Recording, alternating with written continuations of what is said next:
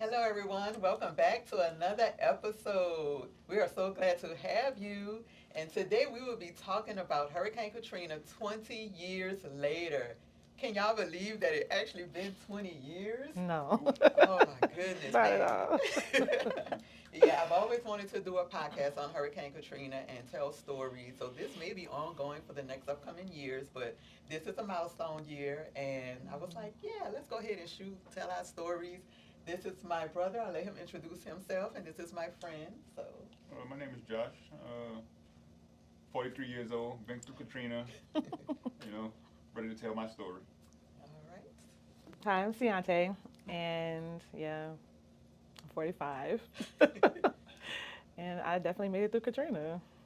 All right. And we have a super special guest today who's going to help us with some of the things we'll talk about. And I'll let her introduce herself.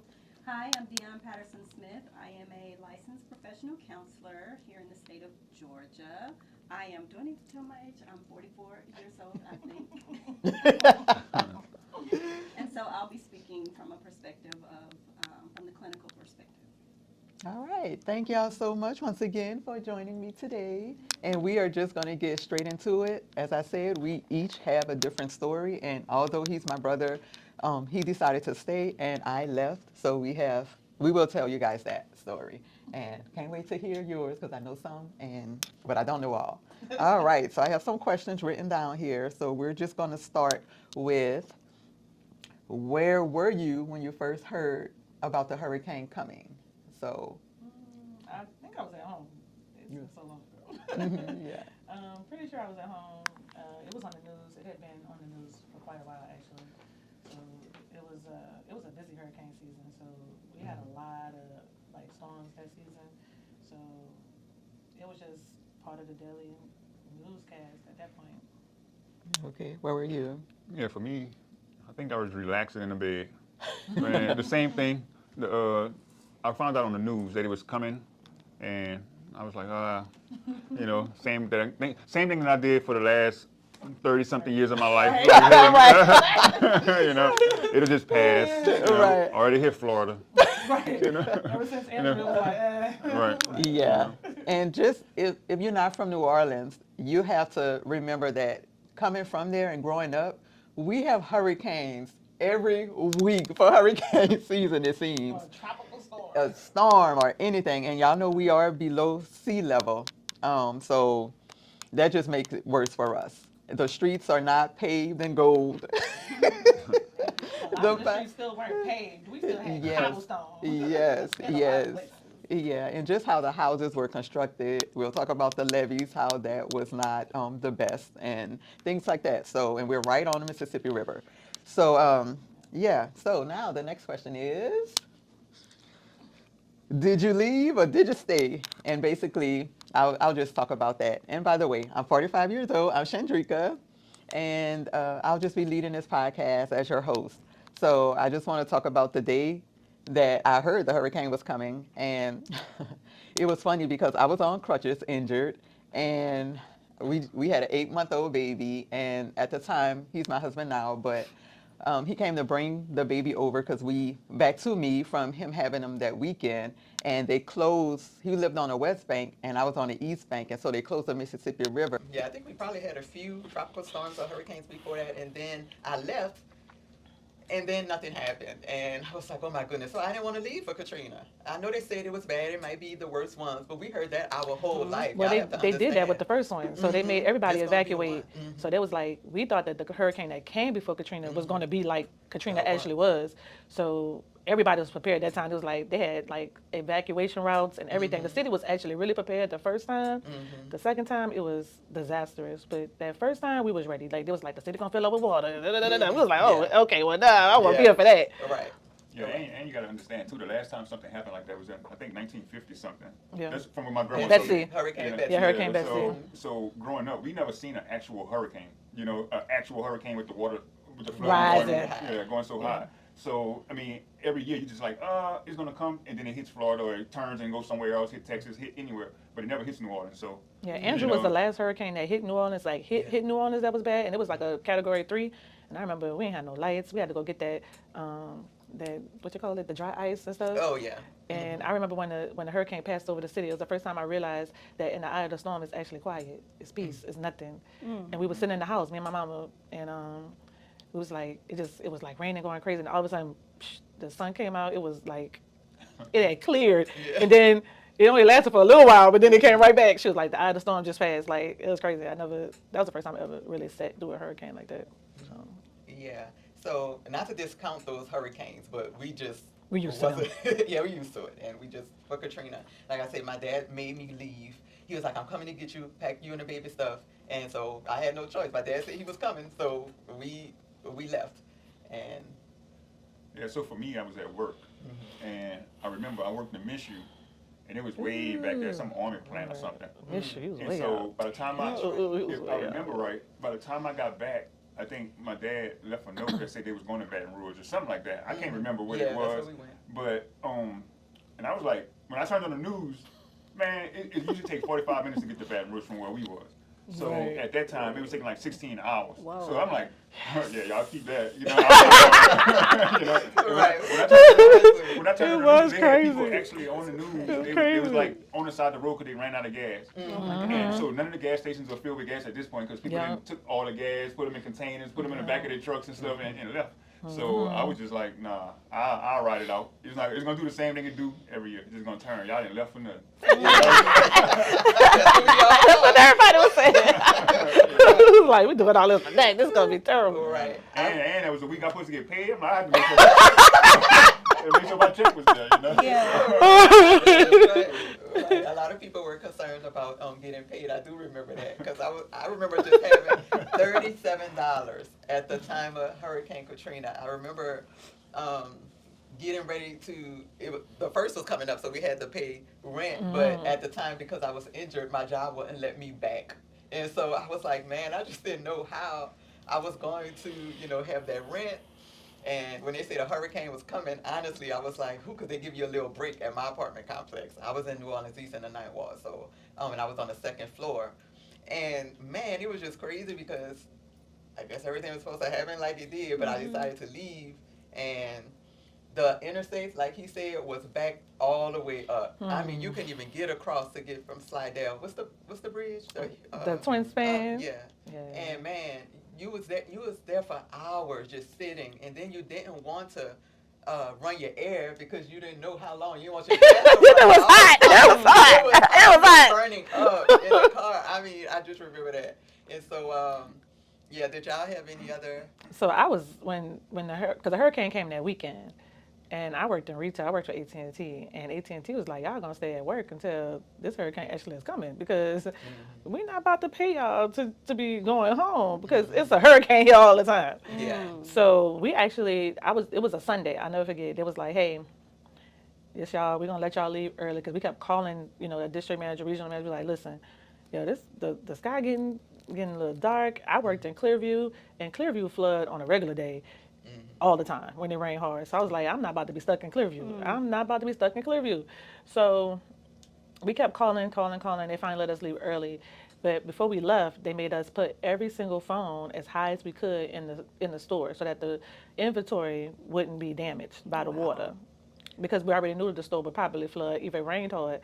So they made us cover up the computers and then put the phones up as high as we could put them in the office. And that took about 2 hours. It was about 4 or 5 of us.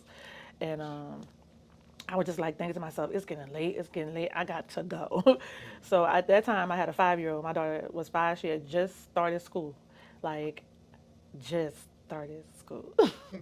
School might have started that Thursday. I think she was in school for 2 whole days. And I had gotten her in this school called John Dibert. It was like one of the best little elementaries on my side of town because I grew up uptown. So it was like mid-city, close to City Park. And so I was like, all right, I'm going to grab her uniforms. We're going to go home to the house. I used to have a little overnight bag in my car because I used to go to Baton Rouge to visit my mom on the weekends sometimes. And I was like, I'm just going to take whatever's in this bag. That's what I'm taking. I'm going to take my driver's license. Now, I did make sure that I had her birth certificate, my birth certificate, her social security card, my social security card. I grabbed those things because I can't be without them. And yeah, so I grabbed those things and I grabbed my photos because I did not want to leave something I couldn't replace. So I took my photo album that I had, and I just grabbed like little stuff. When I left, I literally had a pair of flip flops, a random pair of high heels because I don't know why I had a pair of high heels in that bag. It was the most random thing. One AT&T shirt for work and a pair of jeans and a nightgown and another pair of jeans. So I, to this day, I still have those pair of jeans. Wow. I still have that nightgown. Wow. I keep them. Those are my mementos. And sometimes when I wear them, it just remind me that this is what I was able to take away from home and keep. So Yeah. I have those, and the funny part is I can still fit that. Them jeans, which is crazy. I don't Yeah, I even still know how have to my do it. pants too that I had. Dickies. Oh, damn, well, we love some artists. That's the guys. Yeah. So I left with my daughter and my nephew. My nephew was 9 months old. And my brother decided he was going to stay, him and his girlfriend, and they lived in the Ninth Ward, like way right across the bridge, Ninth Ward, literally like 3 blocks from the levee, like right there. You could go outside to see the levee from the house. Yeah, right across the canal. CTC bridge. Yeah, right across the canal. So I was like, y'all leaving? They was like, no, we're going to a party. They had hurricane parties, by the way. They had hurricane parties, and my brother and his girlfriend was going to a hurricane party, and I said, please give me my child, because why are you staying here? So I got him and my baby. My friend came with me, so I wouldn't drive through the night by myself, because it was nighttime. It was late. And I was like, okay, it's like 10 o'clock. I ain't driving through the night by myself. So he came with me. I got my nephew, I got my baby, filled up my car, and we got on the road. And then I realized we couldn't get nowhere. I tried to go to Georgia. As far as I got was to the state line. I got into Mississippi, and I was like, I'm never going to get to Georgia. It's going to take me 2 days. Like, that's how packed the interstate was. And by this time, it's like 1 o'clock in the morning. I'm like tired. I've been at work all day. I'm like, oh my God, please let me get someplace else. So then I was like, the only place I could go from there was north. So I went straight up through Mississippi to get to Baton Rouge. And that took me 8 hours. Yeah, I think we probably had a similar route then. 'Cause Yeah, we had it took me 8 hours. basically do the same thing. Yeah. Yeah, and I remember my dad turning the car off. When we were sitting, Yeah, I did the just same thing. I about was turning that to car turn off. the I was like, off. Don't let it run, Let it especially run. using your. You don't have your air on, so just turn the car off. And it was just how people were getting out of their cars, just to stand on the side of the road, just talking. You met people, the car in front of you, behind you. Just because y'all was talking, trying to pass time as we were sitting in traffic. I've seen a few people get out and ask others if they had something to eat. Yeah. Because they didn't think it was going to take that long. But when you think you're about to go to Mississippi or Georgia, even Baton Rouge, you think that's going to only take an hour, 2, 3, even 5. But when you think you're not thinking it's going to be 10 hours. Right. You don't have enough food. You don't have You enough try to grab food. your children, your necessities, and go. I remember I put a lot of my stuff up high in my second floor apartment. Because I was like, we eventually come back, but just in case this is the storm, let me just put my stuff up. So I'll get into it, but even though I was on the second floor, water still got in my apartment on the second floor. So yeah, and so y'all have anything else to say about y'all journey when y'all left? Because we could start getting into our actual hurricane stuff, but yeah. Yeah, and I just wanted to, quickly chime in about hearing about hurricanes your whole entire life. Like, really what you were kind of going through was what they call desensitization, where when, your whole life, if they're like, oh, this is going to be a big hurricane, this is going to happen, this is going to happen, after a while, our nervous system is just like, this has never happened, Yeah. right? And so we kind of were in that numbness state where it's like it's not creating this rise in stress level, and that sometimes can be to people's detriment when that happens. Right? Yeah. So it's good that you all kind of came together to be able to. At least somebody was like, no, we got to get out of here, because sometimes that can cause the demise of individuals when they don't feel that level of stress because they're desensitized to the detriment that could happen. I just wanted to throw that in there. Yeah. Oh no. Yeah, that's definitely that's so true. It's definitely true because honestly, nobody cared. Nobody cared. Okay, a hurricane coming. Yeah. Okay, it's not gonna hit us. Okay. Especially like the project people, because they live in bricks. You know what I'm saying? They wasn't really worried about that water. It was not going to damage the project buildings because they're literally center blocks. Yeah. They were literally center blocks. So. Yeah. All right. So we'll move on. What happened I guess when you turned on the news and saw that it was coming, we had to go, and now there's no time. There was no time. So I can. You want to start, or I can? Okay. So at that point, I'm still at home. I'm still at home because in my mind, I had already made up. I'm not leaving. So I'm just gonna have to write it out. You know. So I made Let me sure. tell you, he's the most nonchalant person. My brother just whatever he say, he cannot be convinced. He gonna do. Okay. So I went to the refrigerator because I had to make sure we had enough food. So I went to the refrigerator. I already was thinking, all right, so I'm gonna do this. Noodles, I'm gonna do this. You know what I'm saying? So I'm already thinking like, hey, well, I have to give me something to eat. I have my clothes. I know how to swim. So we're gonna ride it out and see how it goes. Wow. So when I knew it was coming, I was stuck at home already. So if you didn't depart or if you didn't leave before, Yeah. you was stuck. You couldn't go nowhere unless you were gonna go by somebody else's house in the project. You know, Yeah, that's what most people That's want. what a lot of people went. They did. Because you was gonna be safe in that project. Everybody knew the project was. No matter what happened, that project building was not coming down. Okay, we didn't have hurricanes, we didn't have floods. The project buildings, and another thing people don't talk about too is a lot of the houses in New Orleans don't sit on the ground. And one of the reasons they don't sit on the ground is because it's a place that floods on a regular basis. Right. So a lot of the houses are built at least 3 to 4 feet off of the ground. So there's cinder blocks underneath every one of those shotgun houses. A shotgun house does not sit on the ground, especially like in uptown, mid city, downtown. It's no houses that really sit on the ground. And if your house sat on the ground, it was a rarity. And we was like, baby, I don't know what you're gonna do, because why your house on the ground? Yeah, and that's how the one that I was in sat on the ground on Midford. Yes. So Yeah. you're just that on the ground. Our So childhood home. another thing too, to keep in mind, most of the windows had bars on them. You know, in the Certain wall. areas, yeah, for You know, sure. so I was already thinking like that, like, hey, well, if I have to do something, at least they have the bars on the window, I can clamp up the bar. You know, so I was already thinking that Gotta before, climb the bars, crazy. but we'll get to that a little bit later. Yeah, and if y'all don't know what we mean, in lower income neighborhoods or crime filled neighborhoods, you put bars on the windows to protect yourself and your And family. your front doors. Yeah, your front doors. Your back doors. doors. Yeah, there are these bars that you just bolt on there. It could be hazardous if like a fire and you can't get out, but everyday life, because of the crime, we just want to make sure, I guess, our parents that the family was safe. Especially if your house is on the So- ground. Yeah, especially if If your you house was on on the the ground, ground. they could come in because there were bold criminals in the They would take your air conditioners out the windows. Yeah. Oh yeah. The air conditioners out the windows was wild. Absolutely. And Ciante talked about shotgun houses. If y'all don't know what that is, that's a lot of houses in New Orleans. When you open the front door, You can almost see straight you back. can see straight to the back door. So it's a hallway. So you open the front door, and I guess it's a straight shot. If somebody was to come in through the back, so That's they literally call why it was named that, because they say shotgun you could stand from the house. front door and Yeah, shoot to the back door.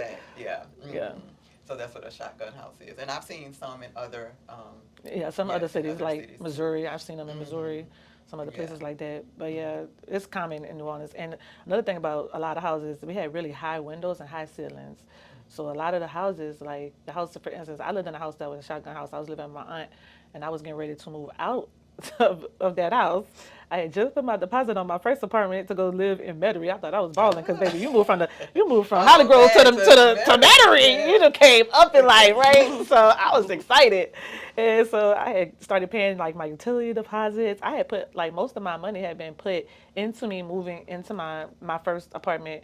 At the time, I was 25. It was August, so I was already Yeah. 25, and I had just bought my first car like off the lot. So I was not about to stay in New Orleans and have my car flooded. Because what? I just bought that car. And so I was like, okay, cool. You know, I'm going to come back. It's in Metairie, my apartment in Metairie. I'm going to be fine. Boop, boop, boop. And my auntie house set up off the ground. I was like, it's cool. It flood in our neighborhood, but usually it'll go to the stairs, and that's it. And the stairs, I'm talking about like 4 or 5 stairs. But remember, the house sit off the ground. Yeah. So, usually Yeah, come to the it comes to the stairs. Yeah, stairs. It that's comes what to the stairs. we You could walk, maybe be up to your knees. You know, it's not a big deal. Ain't nobody worried about that. That water gonna go. It'll be fine. But not this time. But Yeah, I know. At the time when we did leave, we went to Baton Rouge. It took us forever, but we got there. And so, not only did I have my son, I was with my husband, And my sister decided to stay, my older sister, and my dad had her kids, 3 kids, for that weekend, so they had to come with us as well. My dad also decided that he was going to bring his dad, our grandfather, so he was with us as well. And That is so we saving. all went to my dad's wife, her brother house in Baton Rouge, but it was just a 2 bedroom house with, so it was 4 kids, me, my husband, my dad, his wife, and my grandfather, plus the 2 people who lived there. And by then, the they had air, I think, when we got there. But after that, the air went out, no electricity. Oh my goodness, it was so hot in the house. Well, we had electricity. We had electricity for a little bit. It was like in and out, in and out. They were coming, trying to fix it. It still go out. I just remember being hot, taking like 3 showers a day. That's how hot it was. Yeah, Then that they heat had was all of relentless. these places set up around town, the camps that we could go. You could get food, sign up for food stamps. Make sure you sign up for FEMA for everything. Just SBA. yeah, All that. SDA or SBA, SBA, yeah. SBA, and you wanted to make sure you stood in those lines so you can get all of the Resources. resource. That's what it is, Yeah, girl. it's So, resources. I'm trying to think, put my mind back in that place. Yeah, all of the resources, and they really did help us out. And sometimes they gave you like a Visa, not really a Visa card, but some card. I don't know. It had money on It it. had Some of Visa them. on it. like It a wasn't a gift card, Visa yeah. card, but It was. yeah, They had them little. I remember them little Was things. it reloadable? Or? They just that go to the was- places and you have like Yeah. because most people didn't have jobs. Yeah. I mean, I was still lucky enough to have a job. So when I left with the children, first of all, leaving with a 9-month-old and a 5-year-old in the car, definitely don't recommend. 10 out of 10, don't recommend. Like I was packing every bit of patience I had. You talking about the 25-year-old trying to soothe a baby that I can't put in the front seat, trying to convince my child to keep talking to the baby because I'm like, now I got to pull over. So like when we had those stops, I would go change his diaper. Now everybody out the car, people walking around, it's like, you need help with that baby? I'm like, I got, food. And then people was giving us food. And I had food and I had fixed sandwiches because I was like, baby, I just can't be stuck on the road with these children. So by the time we made it to Baton Rouge, my nephew was bawling, losing his entire mind. And I was in the car trying not to lose my mind with him crying. Yeah. Because I'm like, just make it to the house. Just make it to the house. Because my mama lived in Baton Rouge. She had a 2-bedroom, kind of semi-shotgun house. But I don't know what you call them. It wasn't quite a shotgun house, but it was kind of made like that. So it had like one living room area where the kitchen and living room was the same. And then it had a side den, I guess. And then you went straight to the back. There was another room. And then there was 2 bedrooms, I guess you could say, in the back. So when I got there, it was just me, my daughter, and my nephew, and my mama. And my mama went to work. My mom's a nurse, so she had to stay because she's a essential help. So she had to stay in the nursing home because she worked in the nursing home. So it was just us by ourselves. And then the next day, we were like, oh, let's go to my aunt's house. So we all went to my aunt's house in a neighboring neighborhood. And so now it's me, my mama, my daughter, my nephew, my aunt, her daughter, her boyfriend, because he wasn't her husband, her boyfriend, the other friend of the family that lived with her, and then one of my cousins. So now we got a house packed full of people. Yeah. And then that's where I was when the hurricane actually hit, because it didn't hit until the next morning. So I got a chance to leave and be safe before it actually hit. And it hit probably, I'm gonna say like about 9 o'clock in the morning, something like that, because my brother stayed. So we called him that morning. So our phones were still working, everything was still fine. But sometimes the calls had kept dropping because there was so many people using their phones at the same time. So text messaging was working better than everything else. So we were sending a lot of text messages at that time. Yeah. And so we called my brother, and that's when the hurricane had actually started hitting the city. It had made land, boom, boom, boom. So I was like, hey, are you okay? And my brother talking on the phone, all jolly and happy. We looking at him like, boy, is you crazy? My mama like, I'm about to go get my son. I'm about to go. I said, how you gonna get your son, ma'am? The National Guard is blocking the highway. There's no way into this city. Yeah. So when we're on the phone with him, he was like, we're like, well, what you gonna do? He's like, we're fine. Everything's fine. And then next thing you know, that's when I heard the noise. That's when I heard something sound like it exploded behind him or wherever he was. He was in the house. and that house sat on the ground. They had a house on the corner next door to them, like a house away from them, and that house was a fourplex. So the fourplex sat really high off the ground. So it had like stairs you had to walk up, which was probably about like to a second story, and then it had flats on the top, and then it had another set of apartments above it. So they had a girl that lived on the second floor of the fourplex that they had to go to escape to once we heard the noise. So once I heard the explosion, or the levee break at that particular point in time, we was like, and my brother said it made the house shake. It's like the house just shook. And I was like, what was that? He said, I don't know. And then you could literally, I'm on the phone with him, he's in the house. You could literally hear the water rushing down the street. Hold on, where were you? On top of Metro. Oh, okay. So he's saying he was at our childhood. I Yeah. did not know that. Yeah. So that's how I got, because I couldn't swim. I don't know why I thought you was at work. Like, Nah. You never knew Yeah, I know. you was on top of our house. I didn't Yeah. even know Yeah. that. So I was on top of the roof, and I sat there, and I was just thinking. And by the time that it got to where I was, the water was like this color. Because you got to understand, it's mixed with toilets, with oil, with everything. I mean, everything that you could think of is mixed with, and everything that it touched, it turned this color. So you don't want to be in the water, you know what I'm saying? Yeah. And man, coming up to your waist, yeah, it's crazy, you know what I'm saying? And then, so I stayed on the roof. I had to stay on the roof for, I'm gonna say, maybe like 7 to 8 hours. And the plane actually, one of the helicopters actually brought me to the Superdome. Oh, you got So, yeah, you know, so I wasn't out there for days and days and days or however, you know. That was the first time I seen, it looked like it was like 6 or 7 years old, somebody floating in the water. So that was the first one, you know. But the helicopters came, they brought me to the Superdome. And he was in Gentilly, by the way. Right. And when I got to the Superdome, everything was cool at first. You know what I'm saying? Everything was. I was like, man, yeah, we gonna be living in here. You know what I'm saying? It's the Superdome. And mind you, they called it the Superdome for a reason. You know, because the Superdome was the biggest dome for a long time. So that's why it's called the Superdome. So the thing is, inside the Superdome, the Army National Guards was there. They had us on the 3rd floor of the Superdome. You had no rations too? Yeah, Okay, yeah. Crazy. They had us on the 3rd floor, but they didn't have us in a seating area. It's all where the concession stands was and all that stuff, because they have all this stuff at the top of the Superdome. They don't want it to fall. They don't know what's going to happen. They don't want it to fall on the people. So they had us in the little concession areas. And it was cool for a while too, you know, but what the Army people was feeding us as the time going along was the MREs where they have to put the water in the bag. You know, and that's what we were supposed to, that's what we was eating. Yeah, But actually, that's what they were supposed to be eating, and they had food for us. But when the crowd found that out, that's when all the mayhem broke, you know? So time by time, I'm going to say maybe 30 minutes at a time, you seeing them going to different floors, going higher and higher. And it's thousands and thousands and thousands of people in there. They couldn't stop them. You know, every time I seen the Army National Guard, they had like 10 of them in a group. And you know who was in there? Mike was in there from the church. Oh, okay.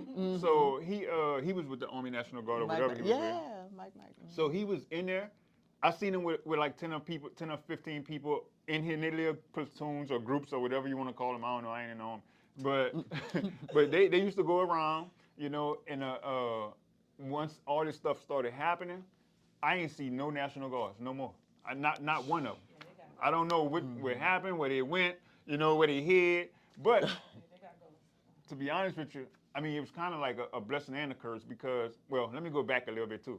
So when all the lights and everything went out, it started to smell bad in the Superdome because no plumbing was working. You know, nobody was getting food. The older people, they had medicine that they were supposed to be taking. They don't have the medicine.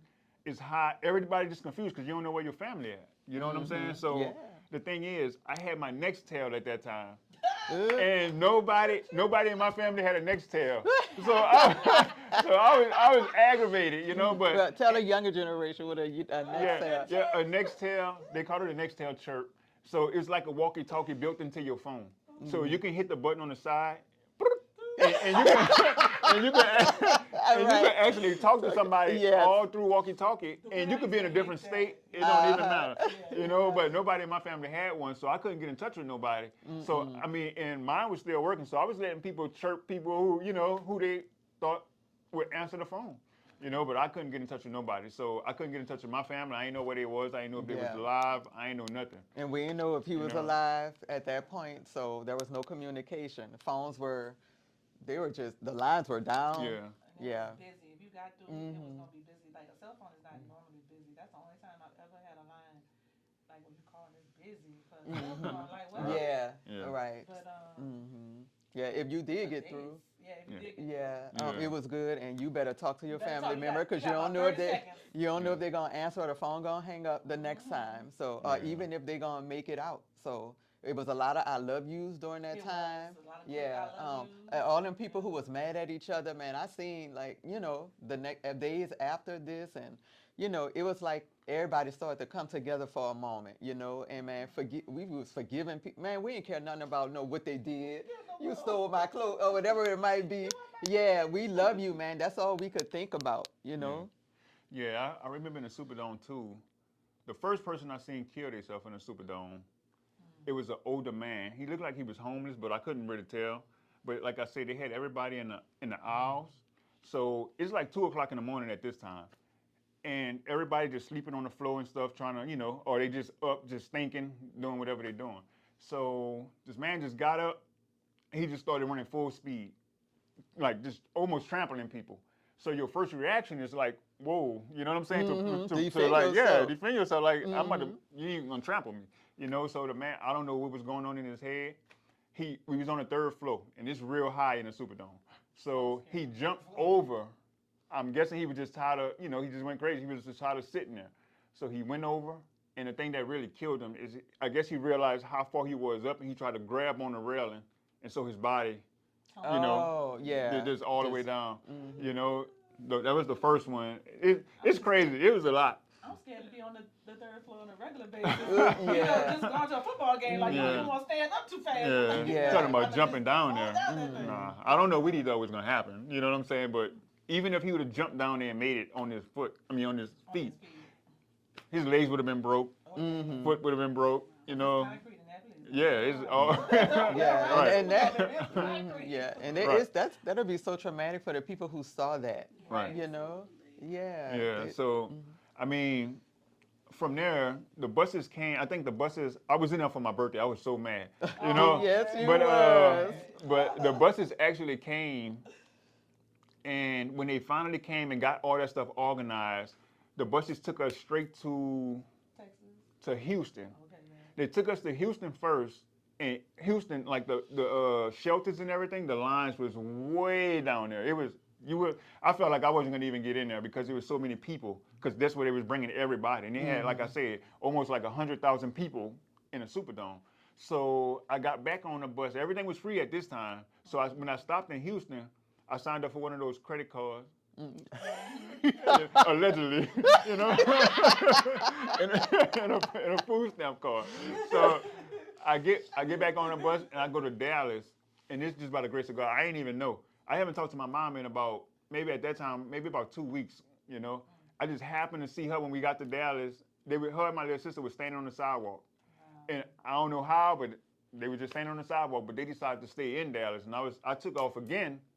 Allegedly signed up for another credit card and another You food had to stamp make card. it by any means Yeah. necessary. It was survival of the fittest Yeah. because all I had was the clothes I had on and my wallet in my pocket. That's all I had. So after that, the bus took us to Atlanta. I came to Atlanta and I stayed here for maybe about, me and my friend Tracy, we stayed here for about 2 days. And then some kind of way, I don't even remember how, I got in touch with my uncle, Uncle Bruce. And he said that they was doing some work or whatever to help clean the city up. I guess by that time they had a lot of contractors trying to help clean the city, clean the sewers, to unclog everything that was clogged in the sewers and everything. So he said you needed a car. So with those credit cards that I allegedly got, I went and I came. I came to Atlanta and they had an auction. I bought a car. I went and got Tracy. Tracy went and bought a car too, because he allegedly got those credit cards too. You know what I'm saying? I don't know how, but he got them too. So, and I'm saying allegedly because I'm gonna tell you the story about FEMA. That's a whole different story. Yeah, FEMA was But we went after that. We went back to New Orleans. That's when they opened up the city and everything. So we went back and helped cleaned up. And then after I got tired of doing that, I traveled some more. I just kept going from city to city allegedly doing the same thing, applying for these credit cards and applying for food stamp cards, because they was just giving them to you. They had like Yeah, $1,500 on Louisiana everything. Yeah. ID, Right. you got Uh-huh. whatever they had in those Right. cities. So a lot Yeah. of cities gave us a lot of stuff. So a lot Yeah. of people don't know that a lot of places welcomed us with open arms. So Yeah. it was a lot of people that just ended up going to like Wisconsin. First of all, a lot of people ain't used to the cold. Where Going to is it? Wisconsin is crazy. Where is Yeah. Wisconsin? They were giving houses, they were giving food, They was clothes. literally taking people like you said, taking from the rent, bus. They well, had people paying rent. busing them from the Superdome and in the convention center. Yeah. So the convention center is where my brother ended up. But and I'll get to that in a second. But they was busing people literally to every corner of the United States of America. Like they was shipping us everywhere. Like we was a commodity. Like they was doing those refugees, the immigrants. Yes. When they came in here, they was doing us the exact same thing. So like people don't really understand how negatively in some ways they treated us like cattle. They just was herding us off to whatever place you could go. And you talking about people who used to be in a family confine, because people in New Orleans is really family centered. Even if Yeah. their family is kind of distant, they all family centered. It had a lot of people that lived in family groups. So separating us like that was like killing us, because we nurtured each other. Through Yeah, those it was families. hard. It was hard. It was. Yeah. And that's how trauma happens, right? So a situation that overwhelms what you have inside, your internal resources, your resiliency, your understanding, your knowledge, but then external supports, right? Money, people, all of those different kinds of things. That's when people end up really having Hurting themselves, long-term issues with what is happening, because they can't make heads or tails of what's going on. Yeah, and like we said, I'll get back right with you, Josh. There were people who just couldn't get out. Like he said, he was one of the ones who got caught up in there. Your brother, some of our other family, and I have to realize there were other neighbors that I found out later that the water came in so fast, especially the older ones. older people, They couldn't get to the attic to get to the roof, and so when they came to look for all the bodies and they checked all the houses and they put them X's on the houses to make sure everybody was gone or whatever. For years, they kept finding bodies in the attic or just in people's homes. And then I found out, like, some people around the corner from our childhood home, the older ones, they were, they found them there. They couldn't get out. And it was just crazy, because when you think about it, you think that, oh, okay, this person is going to be here when I get back, or, oh, I know somebody came to get them, a family member, but there are some family members that couldn't get to them. So yeah, even though they tried, and then, a lot of older people, they live by themselves. A lot of older people in New Orleans Yeah, live by they live by themselves. themselves. And they was not about to leave them houses. Yeah, I'm they telling you be, right now, them yeah. people love their Yeah, houses. our grandma was like that. They literally had to push her to go to Mississippi. She kept saying, "Nope, I'm gonna stay Ride right it here," out. because she Yep, had a listen, brick I'm house. ride it out. Yeah, Yeah, and she but did the not house want to was leave, and she loved her house, and she didn't want to leave. But she, at the last minute, my aunts and them, they took her to Mississippi too, and so you could go ahead finish yours. Yeah, and to add on to that, you got to understand the pressure that water was moving with. So say you have 2 children, right, and you can't swim. So that water is moving houses, literally moving houses Off the- slabs. Right, it's moving it off Yeah. the foundation. So I'm gonna add footage, and this is footage that I have from my neighborhood with the houses in the middle of the street. I'm gonna add it in here for y'all. yeah, so it's moving houses off the foundation. So you can't hold on a pole, and you have 2 children that can't swim, and you can't swim either. Talking about, I'm gonna save them like that. It wasn't like that. No, you can't. So, and I know a lot of people mentally, people probably like, well, why y'all just didn't hold the children up or something? Yeah, the It was water nothing will you could wash do. them children out your Yeah. arms. Right, Yeah. literally out your arms. You And- can hear the water, so you just imagine what it looked like coming down the road. Yeah. And another thing that people probably not taking into consideration is the water hurts when it hits. The water really hurts, So, Yeah, so if you and there were got- also like branches. Yeah, right, yeah, there were rocks and branches. All that stuff was Right, in the yeah, water. everything mixed with We have Everything. a lot All of trees in time. New Orleans. Yeah. Oh yeah, especially like down. Yeah, well, people don't think about it that way, but yeah, I mean, it was rough. You know what I'm saying? So you said something I wanted to know, because both of y'all family members, and I know you personally had the experience with getting on the buses, like from the Superdome.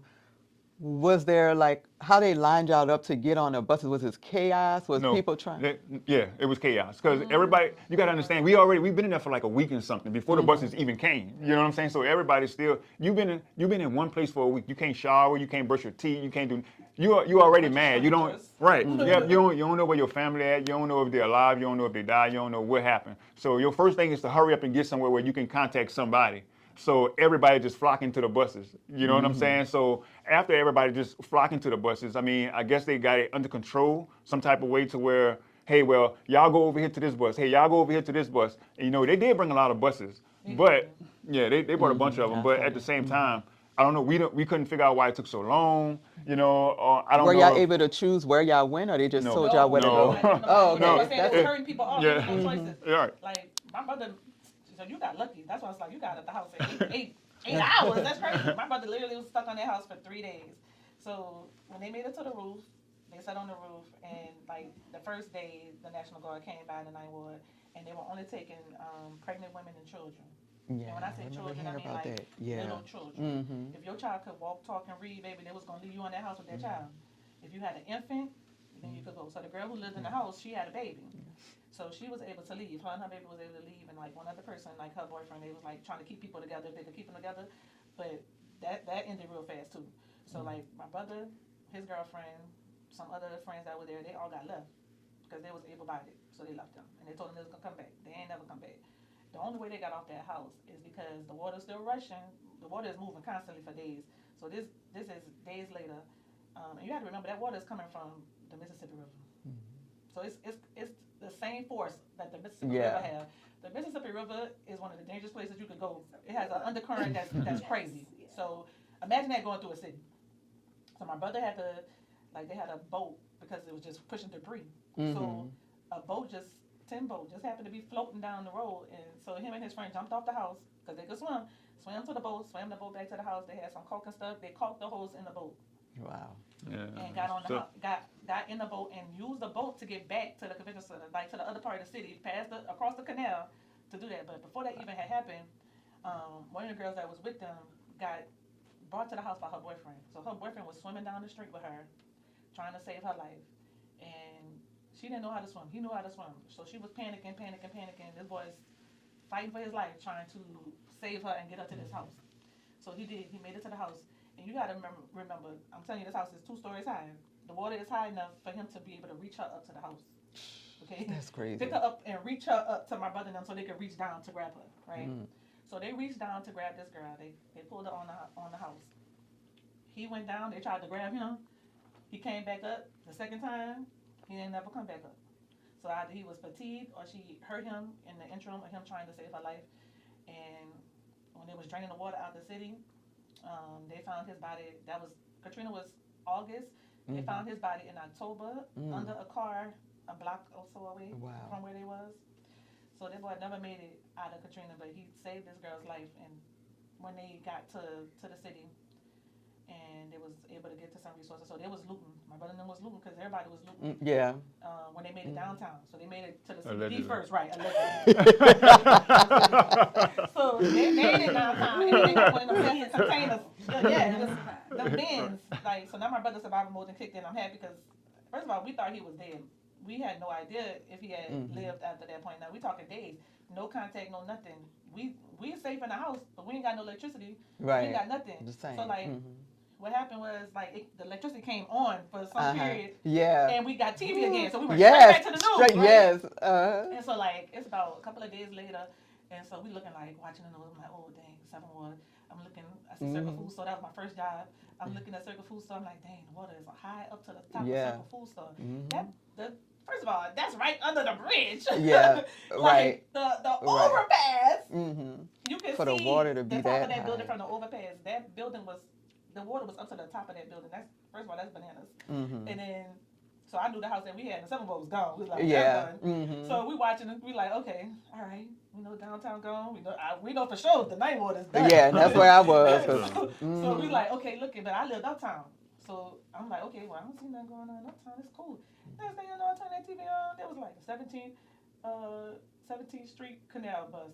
I said, you gotta be kidding me. Because at this point, I'm thinking I get to go home. I'm like, okay, I get to go to my house. the city might be messed up, but I could still go home. Nah.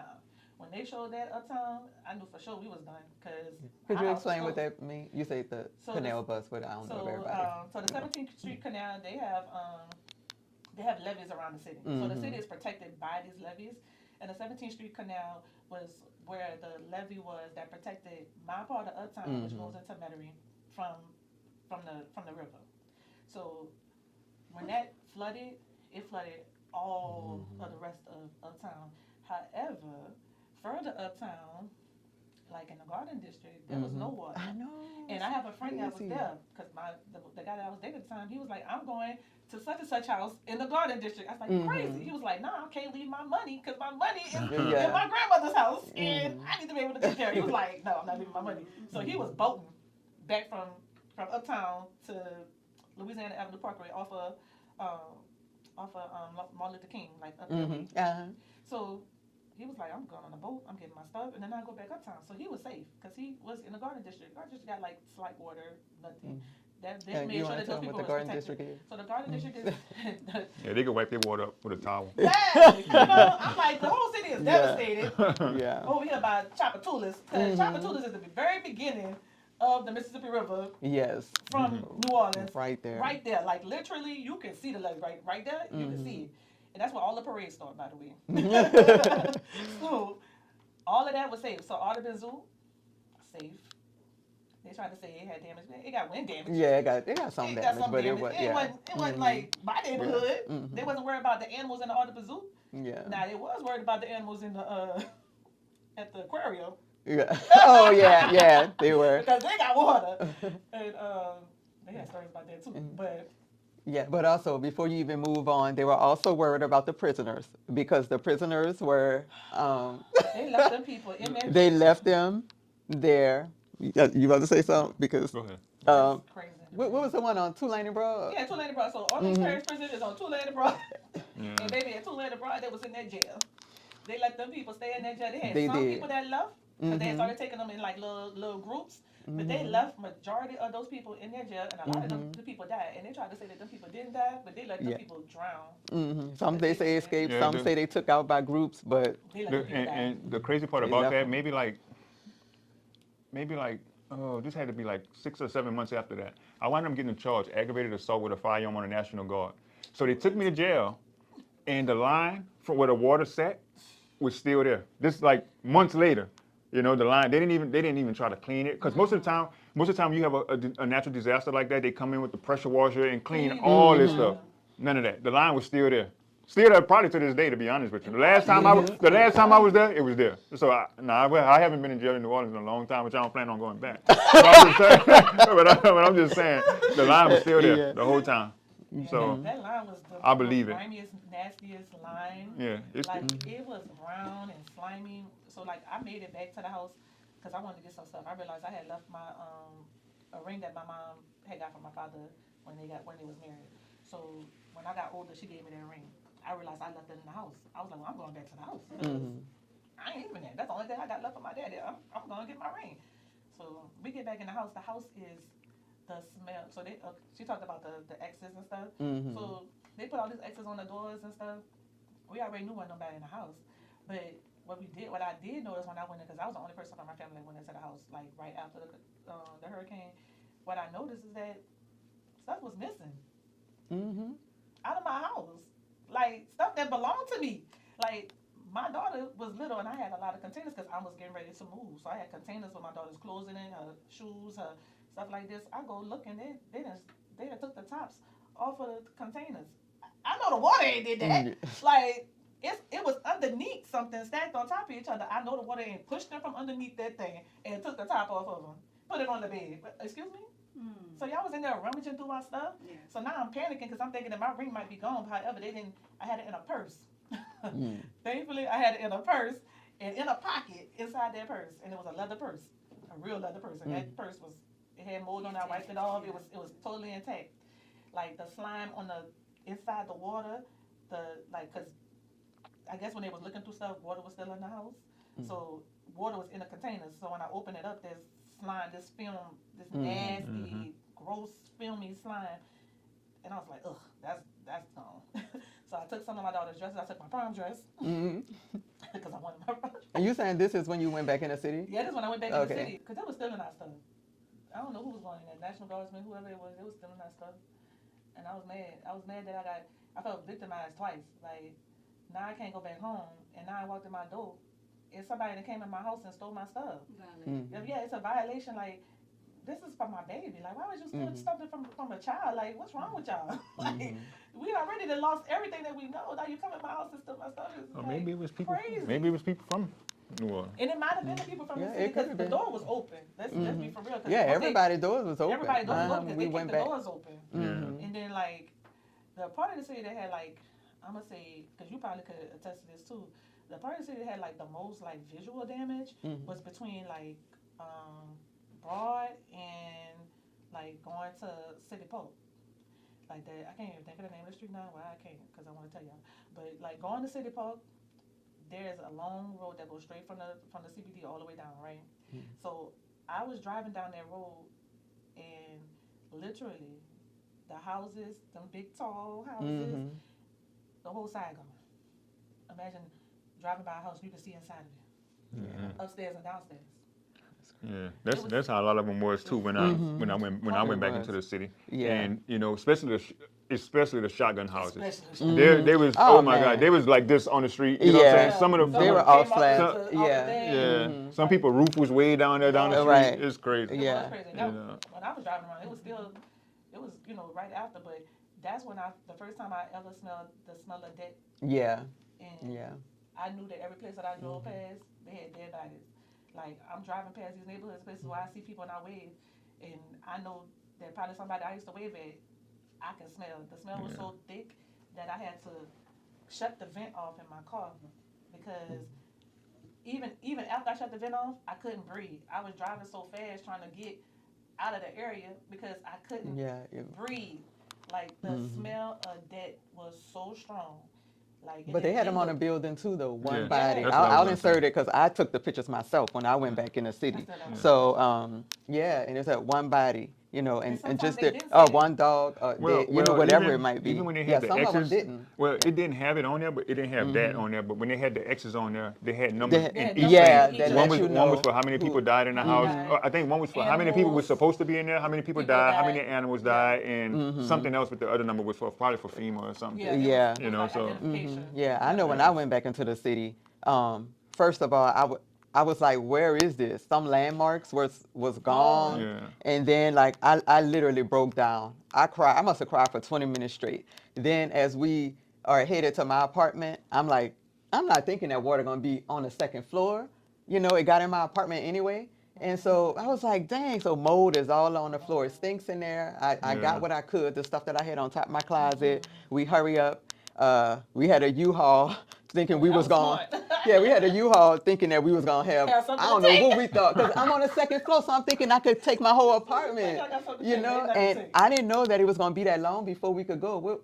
How long was it before we could go back into the city? Oh, like it was a like month, 2 or 3 weeks. Yeah, I'm about to say 3 weeks. About, Oh, about okay. 3 weeks because Yeah. I went as soon as they. Yeah, as soon as they opened said, up. we was like, let's go get our stuff. And Edison was on the West Bank, and he just got a little water in his, but they had mold all around the side. And we got some of the stuff that we could, and there were some memorable things, man, that we wanted, y'all. We just couldn't take, but because of the mold and the mildew. And I remember when we stopped by our childhood house that he was on, man, the refrigerator was in the living room.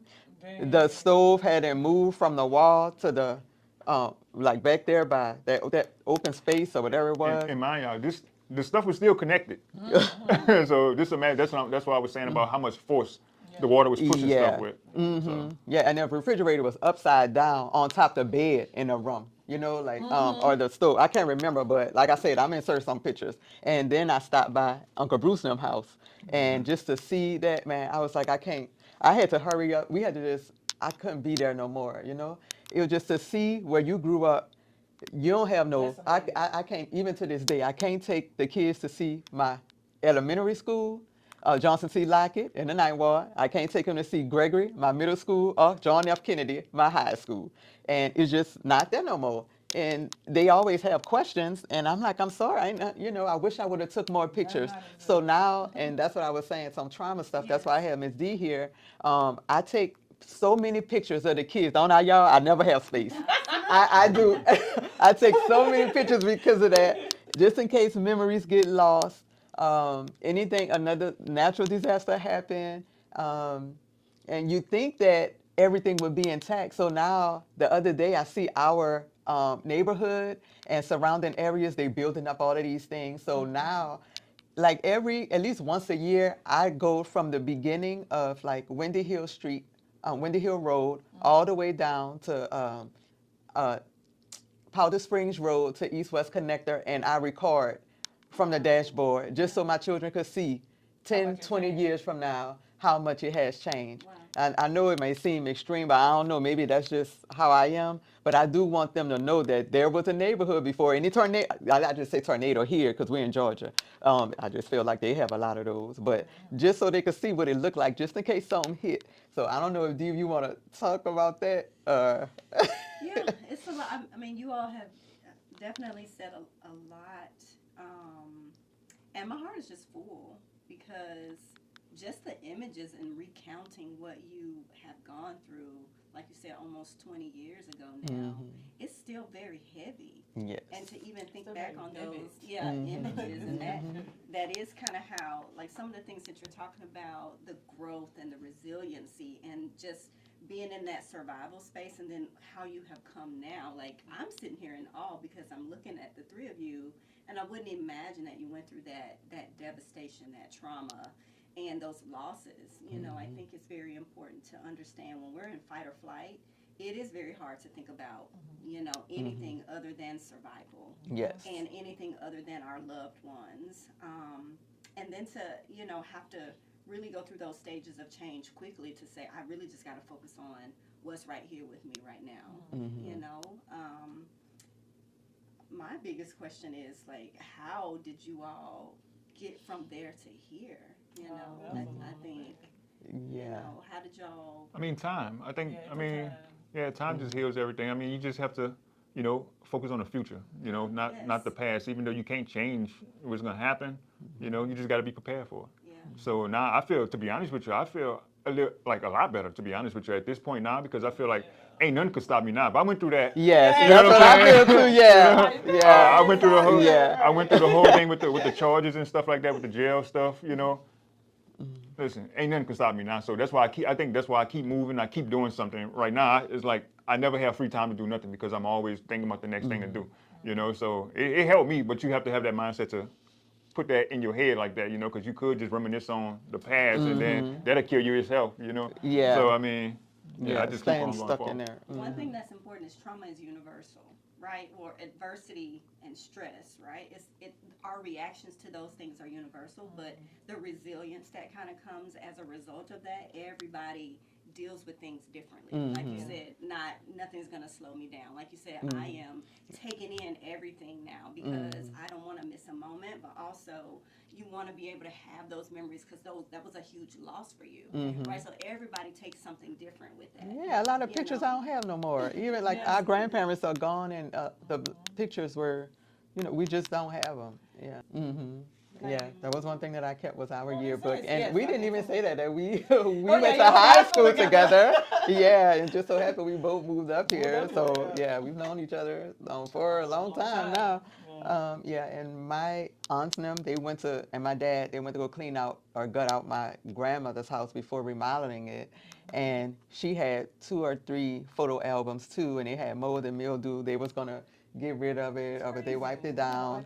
And then my dad took them. And then when I went over there, like a few years back before the pandemic, he asked me if I wanted them. So I just cherish them. I have them. But the mold and mildew, like I was looking at them yesterday, I wanted to bring it here, and it almost seemed like it came back. I don't know. It's still growing. And so Edison was like, I don't want to touch your photo albums, but that's the smell that's in the closet downstairs. And I was like, what? Because it's living, Yeah. right? Yeah, Like, yeah, and so yeah, and I'm not thinking. I'm like, okay, we wiped it down, and y'all know. To me, bleach is kill all your Yeah. life. And so I was like thinking, I never thought that them sitting there would, but yeah. And so I'm hoping I don't have to throw them away. But one thing I did do, I was like, I don't know about this mold. Take photos of And them. so I took photos of I was every about to single say, one. you can Yeah, I scan them. have everything. I've copied them and sent them to so many family members. And so we have them. Yeah, so I could reprint the pictures, or and so I am glad about that. But I probably will have to part ways with the actual albums, and just to know that they were in my grandfather's hands. He told me this last week, and they're still right there because I feel like it's gonna be emotional. But I have to do it today. I'm gonna do it today. These are the three. I had to put gloves on. These are the three photo albums, and it stinks in here. 1, 2, 3 here from my grandmother.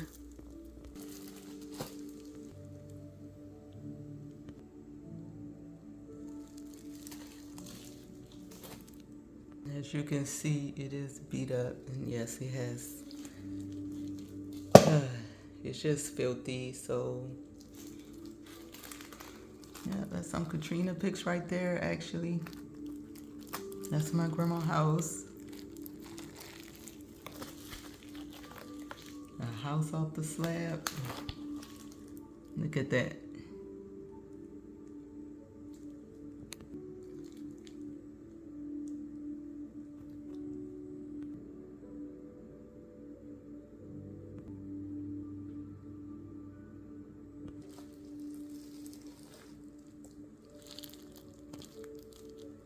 Nah, don't throw them away. I would. I would What, take the what should pictures I? out. Yeah, Take I the pictures out mean- and then maybe Well, take the all in photo. between, I think it's molded. But you can like wipe I that. said, but So what That's you a do little is get thing. like a container, put Yeah. it in a container with some bleach for about a day, let it kill everything, and then take it back out. You know what I'm saying? yeah. But what about the pictures? The actual Yeah, photos no. that have the. If they get saved, they Yeah, get saved. If no. they don't, they don't. That's the Yeah, only. but that's but the I do last have thing. them. So Put some awesome in them. You know, too, vinegar and water kill mold. She's trying to make sure she don't destroy the pictures. the actual Well, yeah. but she got. Yeah, I do have them. But the thing is, she have the pictures of the pictures. You know what I'm saying? Yeah. So yeah. And I am to save the fine with picture. having to because I have the pictures, but just to know that that was her album, it's just. or try with one picture. That's what you do. Yeah, try Just, with one just try picture. with one Write it picture. on. Put it in there. Put some CLR on it. Something that kills. You know what I'm saying? Some motor mildew. For real. Put some motor mildew on it. Let it sit in there. Let it sit in there for a second. Yeah, that's what I think. I think also recognizing like this is something that may have to happen, right? And you may have Yeah. to ultimately. It's like holding on to that. I last know, little I bit. probably You need may to have just it release. may be a re-grieving process. Yeah. And that may be what you're trying to avoid, right? Yeah. That this is going. It's like a ripping away of this last thing that it's not the last thing, but the Yeah. thing that you have, right? But I think the biggest thing to understand is that this is the thing that you have, right? These family Yeah. members, these loved ones who are still here, and you do have your your pictures and your memories. And I think that sometimes we have to just Let it go. let it go. Yeah. Mm-hmm. Yeah, because that's Yeah. what we try to do. We try to, hold on and save what we can. But, it's like literally, like you That- said, mold and mildew. And that can be what's holding you back too. You know what I'm saying? From growing. Even though I know everybody want their pictures and stuff like that. Yeah. You know what I'm saying? I mean, sometimes I realize when I get rid of stuff, it make me want to get those memories back. You can't get those memories back from Yeah. back then, but it make me want to gather the memories that I have while I'm Right still here now. and Yeah. capture them. Positive Yeah, and Yeah. capture them right now and keep those memories. And that'll probably overshadow the old Yeah. ones. Or No. it might not overshadow them, but at least you'll feel better about it. You know Yeah. what I'm saying? That's Came true. here right after Katrina. No, we went to Baton Rouge to that house first, and we stood there for probably about a month. Didn't we see you on TV or something? No. Didn't we? On the news? Didn't Daddy and them come? Yeah, they came to, I don't know where. Either it was, So- I think it was Texas. Yeah. So we were. It was crazy. We were trying to look for him, and my daddy, honestly, I felt like he was freaking out because he couldn't find his son. And I'm like, where's my brother? Where's my mom? Where's so many people? But my dad, I remember him being like so stuck on we need to find Josh, and so we watching the news and they going live from Texas. I don't know how my dad saw him in the background on the news, and he hopped in the car with I think Edison too. With my husband, with the Mhm, Papago? Okay, so yeah, I think Papa stayed with me. And my dad hopped in the car and said he gonna get his son. He said, I don't know if he's still gonna be there, but he drove and found you, right? Yeah, I think it just happened luckily because I think when we got to Houston and everything was working, I remember my dad number by heart. You know what I'm saying? So, I mean, and I don't remember that many people number, but he Right. had the number for the same number for all these years. So, I mean, Yeah, that's how I he still remembered got that it. number. The same number still to this day, you know? So, I mean, I think that's how I wound up getting in touch with him, and we coordinated to where they was gonna pick me up. Even though I still wanted to leave, I was like, I don't want to go to Baton Rouge. I don't even want to go Right. back at this point because I know it's not. It ain't nothing. It makes no sense to go back. I mean, I know everything gone, so. Yeah. But I still let him come and get me, you know. Yeah, my dad, I'm so glad you did because he was, yeah, I never seen him like that. And Yeah, so yeah. he was ready to get him. And I was so glad when he walked through the door. Like, it was just, okay, that's one person. Now we got to see about the others. Yeah. But yeah, and my now mother-in-law, they came here and they said they were doing so much for Katrina victims, as they called us. They were paying rent for us, giving us clothes, food, everything, cards. And Edison went, yeah, my husband came, and then he was here for about a month. And I remember at this time, we're not married or anything. And so I'm like, I don't know if I want to go. And so I was like, for the sake of the baby, I'll just go ahead and go. So after a month, we came here. And so that's why we're here. And so the church that we were at, they paid the whole year in a 4-bedroom, nice apartment, all the rent, a cell phone bill was paid, everything was paid for a year. If we needed food, clothes, we got as much as we wanted from different, like Salvation Army had stuff, Must Ministry had things, churches, and not just only like the buses were taking people to Texas, but people were opening up, not just Texas, but different places. People were opening up their homes. If they had an empty basement, one of my friends, when I got in touch with her, she was like, somebody in Texas I was there, and she saw me with my child, and said, do you want to come live in the basement? She said she didn't think twice. She didn't know if there was killers or nothing. She said, I just didn't want to be there. Right. So, Right. and she said they took care of her. They were very wealthy when she got there, and so they made sure she had money and things like that. And she, to this day, she's still there in Texas.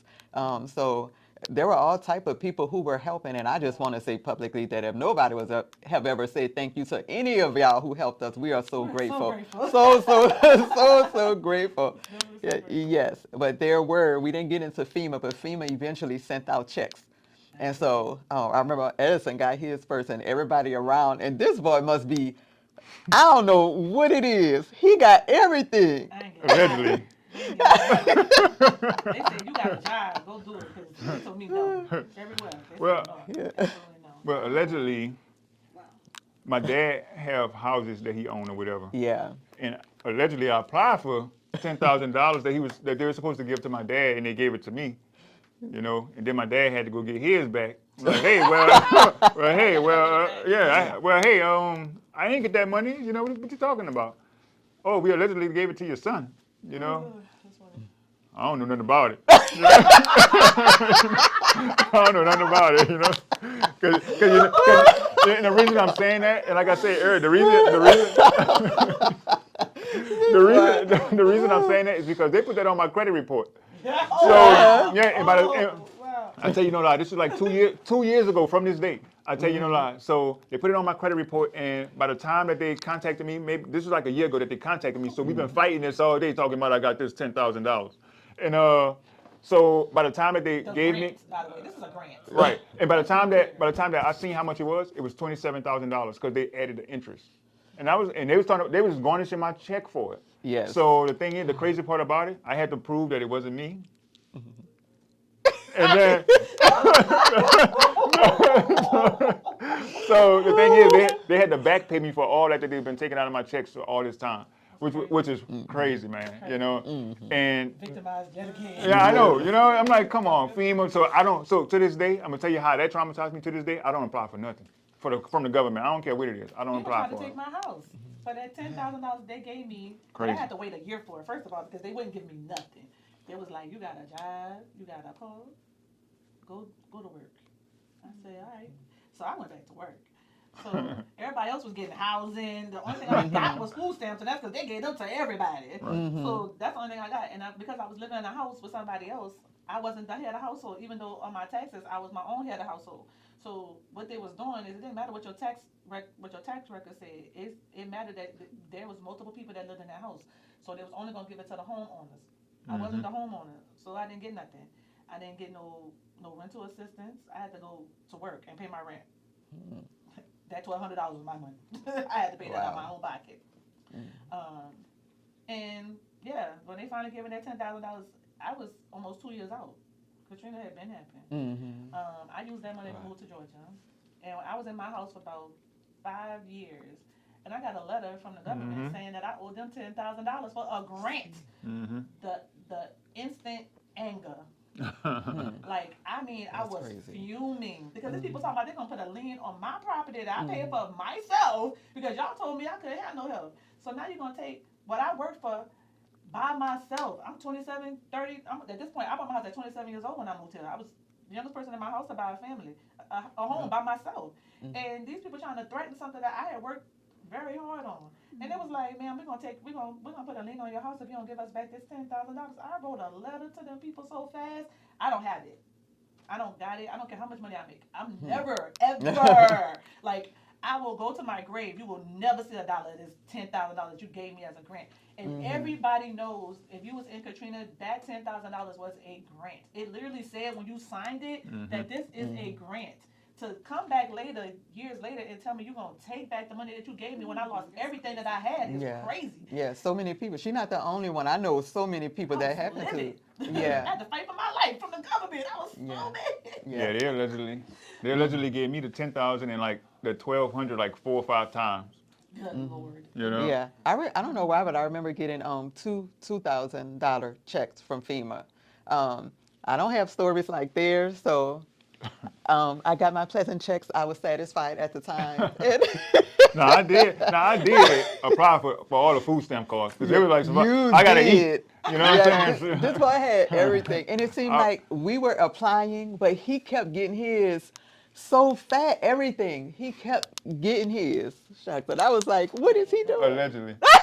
But again, I ain't none of that. And so I was taking care of people after Katrina. Yeah, that's Like, crazy literally because I taking care really of folks. thought that I didn't know that like some people didn't get, you know, Multiple people in the household did not get anything, especially if you had a job. So like my cousins lived in that same house. It was a lot of us that lived in that house. It was my 2 cousins, my uncle, my aunt, me, and my baby. And my cousins, they got rental assistance for almost a year, but we all lived in the same house. The difference was that I had a real quote unquote job. So because I had a job that they said was financially enough to carry me, that's what I should do. And I had no other choice. So my job also gave me an ultimatum. So as soon as the lights came back on, now you have to remember, I'm sitting in the house for 2 weeks in heat with children, and a girl that's crying every 5 minutes because she remembers watching her boyfriend drown in front of her face. So for 2 weeks, that's all I heard was crying every day, all day. And you want me to go back to work and take care of my child.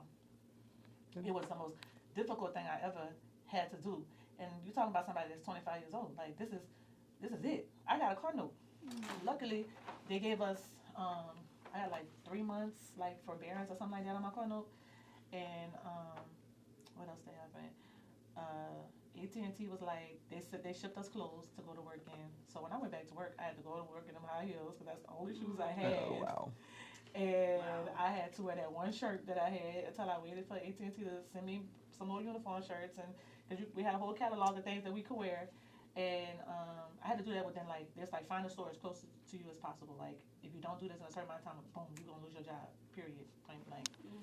I had to make some quick decisions real fast because the only people in the house that could work was me and my mama, and we got all these other people. We literally feeding everybody. We feeding everybody. We paying the bills for everybody. And I was like, I gotta get out of this. This is driving me crazy. Like cold showers every day, cause like she said, it was stupid hot in Baton Rouge. Like, and we didn't. And still at this time when it's hot and the lights is off and all this stuff, we still don't know where my brother is. We didn't get to see him on TV. We didn't know where he was. It just so happened when we went downtown like the downtown part of Baton Rouge and the CBD where they had all the help at, where the FEMA thing was, and the SBA.